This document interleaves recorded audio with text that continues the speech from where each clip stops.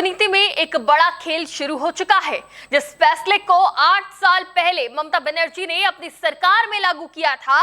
क्या शुभेंदु सरकार ने उसी फैसले को पलटकर टीएमसी की टेंशन बढ़ा दी है? क्या ममता बनर्जी को अब राजनीतिक मोर्चे के साथ साथ कानूनी लड़ाई में भी नई चुनौती मिलने वाली है? और क्या शुभेंदु अधिकारी सरकार का यह फैसला आने वाले दिनों में बंगाल की राजनीति का पूरा समीकरण बदल सकता है? नमस्कार, टीवी 24 नेटवर्क देख रहे हैं आप। मैं हूं आपके साथ शिखा मेहरोत्रा। पश्चिम बंगाल सरकार ने 8 जून 2026 को एक बड़ा फैसला लिया है। सरकार ने सीबीआई को फिर से जर्नल कंसल्ट दे दी है, यानी अब सीबीआई को कुछ खास श्रेणी के मामलों में जांच के लिए हर बार अलग से अनुमति लेने की जरूरत नहीं होगी। लेकिन कहानी यहीं खत्म नहीं होती। सबसे पहले यह समझना जरूरी है कि आखिर जर्नल कंसेंट क्या है। दरअसल दिल्ली स्पेशल पुलिस एस्टेब्लिशमेंट यानी डीएसपीई एक्ट के तहत सीबीआई किसी राज्य में जांच तभी कर सकती है जब उस राज्य की सरकार सहमति दे।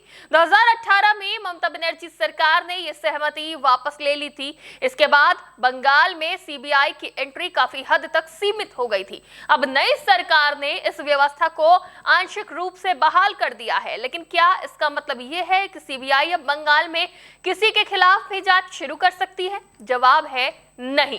सरकारी अधिसूचना साफ कहती है कि ये अनुमति मुख्य रूप से केंद्र सरकार के कर्मचारियों, केंद्रीय सार्वजनिक उपक्रमों यानी पीएसयू के कर्मचारियों और उनसे जुड़े मामलों तक सीमित है।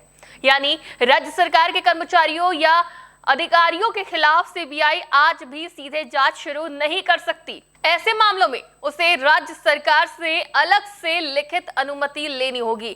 तो फिर इस मामले को इतना बड़ा क्यों बनाया जा रहा है? इसकी वजह है बंगाल के वो विवाद और कथित घोटाले जो पिछले कुछ वर्षों से सुर्खियों में रहे हैं, जैसे शिक्षक भर्ती घोटाला, नगर निकाय भर्ती विवाद, कोयला तस्करी मामला, पशु तस्करी से जुड़े आरोप और भ्रष्टाचार के कई दूसरे मामले। इनमें से कई मामलों की जांच पहले से सीबीआई, ईडी और दूसरी एजेंसियां अदालतों के आदेश पर कर रही हैं।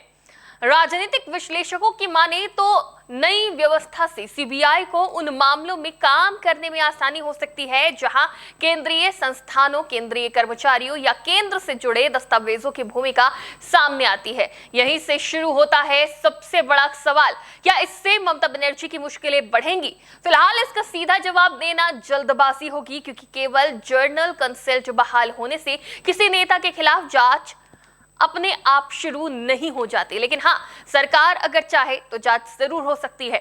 सीबीआई को किसी भी मामले में सबूत, कानूनी आधार और तय प्रक्रिया का पालन करना होगा। अगर किसी जांच में नए तथ्य सामने आते हैं तभी एजेंसियां आगे की कार्रवाई कर सकती हैं।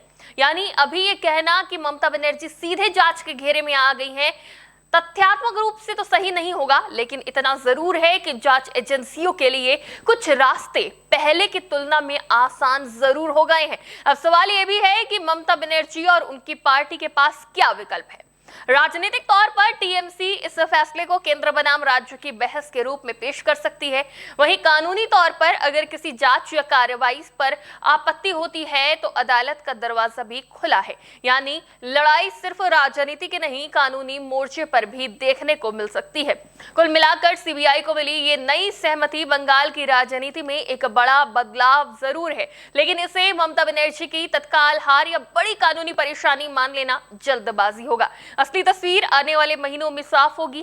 क्या पुरानी जांचों को नई रफ्तार मिलेगी? क्या नए खुलासे सामने आएंगे? क्या बंगाल की राजनीति में जवाबदेही और भ्रष्टाचार फिर सबसे बड़ा मुद्दा बनने वाला है? इन सवालों का जवाब आने वाला समय देगा।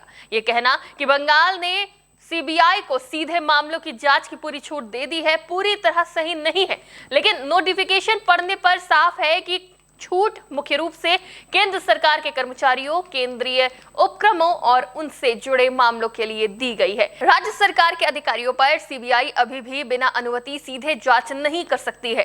फिलहाल इतना तय है कि बंगाल की राजनीति में सीबीआई की वापसी ने बहस का नया अध्याय जरूर खोल दिया है। फिलहाल इस पूरे मामले पर आपकी क्या राय है, हमें कॉमेंट बॉक्स में जरूर बताइएगा। फिलहाल के लिए इतना ही। देखते रहिए टीवी 24 नेटवर्क।